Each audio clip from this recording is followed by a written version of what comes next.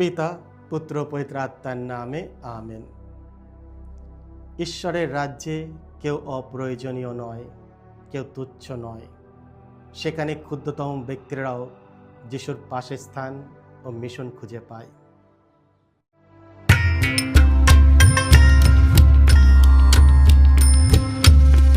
খ্রিস্টে আমার পরম প্রিয়জনেরা, আজ সেপ্টেম্বর মাসের 18 তারিখ শুক্রবার। আর আজকের ডেলি মান্না ঈশ্বরের বাণী প্রতিদিন নেওয়া হয়েছে লূক রচিত মঙ্গল সমাচার থেকে 8 অধ্যায় 1 থেকে 3 পদ। এসো আমরা ভক্তিভাবে আজকের বাণীটি শুনি। যিশু তখন এক শহর থেকে অন্য শহরে, এক গ্রাম থেকে অন্য গ্রামে পায়ে হেঁটে ঘুরে বেড়াতে লাগলেন। তখন বাণী প্রচার করছেন তিনি, ঐশ্বর রাজ্যের মঙ্গলবার্তা ঘোষণা করছেন। তার সঙ্গে রয়েছেন তার সেই 12 জন শিষ্য আর এমন কয়েকজন নারী যারা মন্দবিধায়ী আত্মার হাত থেকে কিংবা নানা রোগ ব্যাধি থেকে মুক্ত হয়েছেন। এদের মধ্যে ছিলেন মাগদলেনা নামে পরিচিতা সেই মারিয়া, যাকে ছেড়ে 7টা অপদূত বেরিয়ে এসেছিল। আর ছিলেন হেরোদের দেওয়ান খোজার স্ত্রী যোহানা, সুজান্না এবং আরও অনেকে। এদের যা কিছু ছিল তা থেকেই দিয়ে এরা যিশু ও তার শিষ্যদের নানাভাবে সাহায্য করতেন। এই হলো প্রভু যিশুর মঙ্গল সমাচার। প্রভু যিশু তোমার মহিমা প্রচারিত হোক। খ্রিস্টে আমার পরম প্রিয়জনেরা, প্রভু যিশু একটা বিশেষ উদ্দেশ্য নিয়ে এই পৃথিবীতে এসেছিলেন।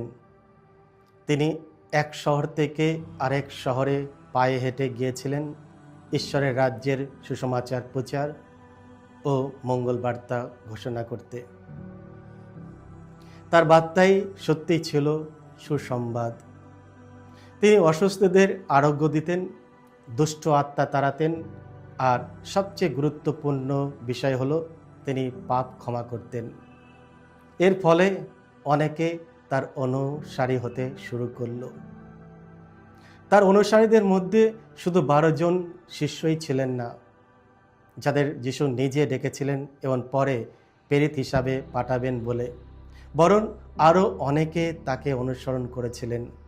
আজকের মঙ্গল সমাচারে 3 জন নারীর নামও বিশেষভাবে উল্লেখ করা হয়েছে: মাগদলার মারিয়া, যোহান্না এবং সুসান্না। এই নারীরা বিভিন্ন পরিবেশ থেকে এসেছিলেন। কারো পরিবার ধনী ও উচ্চ বংশীয় ছিল, কেউ আগে পাপিষ্ঠা ব্যভিচারী ছিলেন, আবার কেউ মানসিক ও শারীরিক অসুখে আক্রান্ত ছিলেন।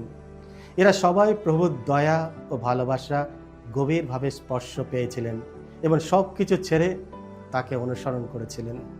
আমরা জানি মেরি মাগদলেন 7টি দুষ্ট আত্মার কবল থেকে মুক্তি পাওয়ার আগে এক অত্যন্ত দুর্বিষহ জীবনযাপন করেছিলেন। পুনরুত্থিত প্রভু যিশুকে প্রথম দেখার সৌভাগ্য তারই হয়েছিল। আবার যোহান্না, যিনি রাজা হেরোদের প্রধান অর্থকর্তার স্ত্রী ছিলেন, রাজদরবারে এক ধনী মহিলা ছিলেন। এই 2 জন নারী অন্য কোনো পরিস্থিতিতে হয়তো একে অপরের সঙ্গে কখনো দেখা করতেন না, কিন্তু কি জিনিস তাদের একত্র করল? তাদের বন্ধুত্বে, সেবায় ও যিশুর প্রতি বিশ্বস্ততার বাঁধল। তা ছিল স্বয়ং যিশু এবং তার মঙ্গলবাণী, যা তাদের জীবনকে সম্পূর্ণ বদলে দিয়েছিল। প্রেরিত দূতেরা যেমন গর্ববোধ করত যিশু মনোনীত তাদের করেছেন এবং তাদেরকে স্পেশালভাবে তাদের ডাকা হয়েছিল, কিন্তু এইসব নারীরা তেমন কিছু চাননি। তারা কোনো পদ মর্যাদা বা বিশেষ সুবিধার দাবিও করেননি। যিশু তাদের হৃদয় গভীরভাবে স্পর্শ করেছিলেন, তাই তারা কৃতজ্ঞত মনে যিশুর জন্য যে কোনো কাজ, এমনকি ছোটোখাটো কাজও করতে আনন্দিত হয়েছিলেন। তারা তাদের দান ও সম্পদ যিশুর হাতে সমর্পণ করেছিলেন, যেভাবে তিনি ব্যবহার করতে চান। আপনি কার চিন্তা আগে করেন, নিজের না অন্যের? আপনি কি পদ মর্যাদা প্রেমী প্রেরিতদের মতো, যারা নিজেদের অবস্থান নিয়ে বেশি ভাবতেন? তাদের মধ্যে কে বড় বা কে ছোট, কে ডান পাশে বা বাঁ পাশে বসবে, নাকি সেই নারীদের মতো যারা নিঃশব্দে ও উদারভাবে নিজেদের সম্পদ দিয়ে যিশুর সেবা করেছিলেন। যিশু নিজেই আমাদের সর্বোত্তম দৃষ্টান্ত। তিনি বলেছিলেন তিনি এসেছেন সেবা গ্রহণ করতে নয়, বরং সেবা করতে এবং অনেকের জন্য নিজের জীবন উৎসর্গ করতে। মতি 20:28। ঈশ্বরের সন্তান এবং যিশুর শিষ্য হিসাবে আমাদের সৌভাগ্য ও আনন্দ হলো যিশুর মতো সেবা করা, বিনম্রতায়, আত্মত্যাগী প্রেমে, উদারতায়, আনন্দে এবং যা কিছু ঈশ্বর আমাদের করতে বলেন তার প্রতি প্রস্তুত মনোভাব নিয়ে। আর এই ঈশ্বর নিজেই আমাদের সেই সব অনুগ্রহ দান দেন যা আমাদের দায়িত্ব ও মিশন পূর্ণ করতে প্রয়োজন লাগে। ঈশ্বর তার অসীম ক্ষমতার কারো সাহায্যের প্রয়োজন লাগে না, তবু তার জ্ঞান ও প্রেমে তিনি প্রত্যেককে তার কাজে অংশীদার হতে ডাকেন। তার পবিত্র আত্মা আমাদের সেই শক্তি দেন যাতে আমরা ভালোবাসা ও সেবায় অন্যদের কাছে পৌঁছাতে পারি। ঈশ্বরের রাজ্যে কেউ অপ্রয়োজনীয় নয়, কেউ তুচ্ছ নয়।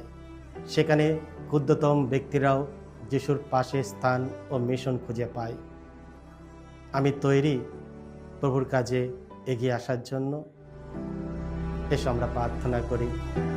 হে প্রভু যিশু, আমার হৃদয়কে তোমার জন্য জ্বালিয়ে দাও, যাতে আমি আমার সব কিছু, আমার দান, প্রতিভা ও সম্পদ তোমার এবং তোমার কাজে যেন ব্যবহার করতে পারি। আমাদের আশীর্বাদ করো, আমরা যেন সবসময় তোমার ওপর ভরসা রাখি। এই প্রার্থনা করি আমাদের প্রভু যীশু খ্রিস্টের নামে। সকলকে জয় যিশু। ঈশ্বর আপনাদের সকলকে আশীর্বাদ করুন।